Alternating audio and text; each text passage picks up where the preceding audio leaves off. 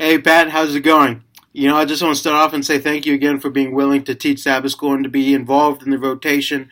I know it is making a huge impact on the kids, and they definitely enjoy listening to you teach and be engaged when you're teaching. So just want to say thank you again for all the time and effort you put into these lessons. This Sabbath is the start of our new series, and the new series is called Thanks for Sharing, and it's talking about how we can love others. It really breaks down how we can practically love other people. And so this week it talks about how we can love others by sharing our stuff, either the resources we have, the money we have, the time we have. Things like that, but just sharing our stuff, and so that's really the big idea or the overwhelming idea of this lesson.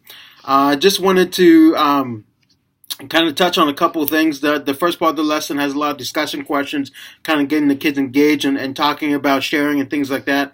But I want to point out one thing. When it comes to the scripture, there are two scriptures that we're going to be talking about this weekend. It's Mark 12 and Acts chapter 2.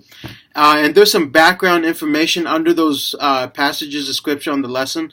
I really would suggest you talk about those things and include the background, because it really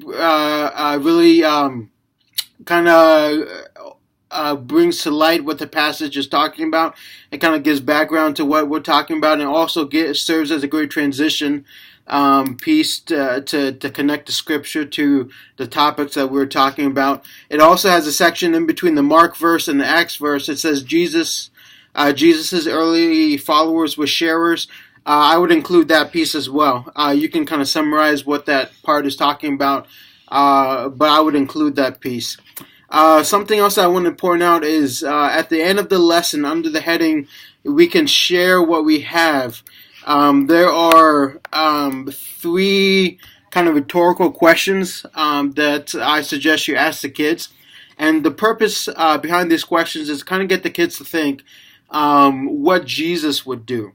And kind of talk about how, there are times when Jesus shared his stuff.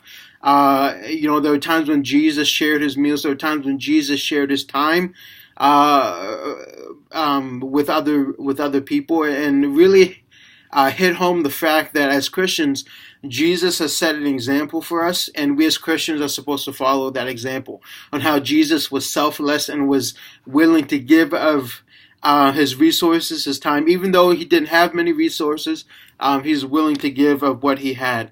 And at the end, I think it's important to challenge the students this week to really think about ways they can practically and intentionally share their resources with people.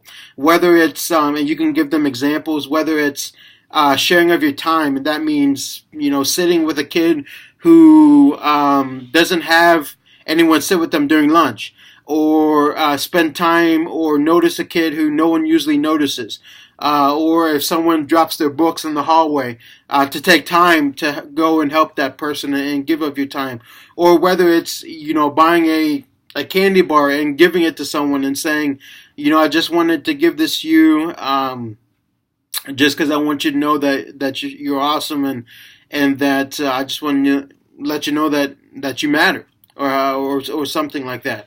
But challenge the students to intentionally pick of a way and look for ways this week to, like I said, intentionally share of their resources, share of their time, and things like that.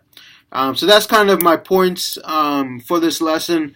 In the weeks to come, I'm probably going to do a little video like this as well, to kind of talk about the theme, how it connects, and kind of my ideas on what can make the lesson a little better and things like that. So thanks again, Pat, for what you do, and I'll see you on Sabbath. We'll take care.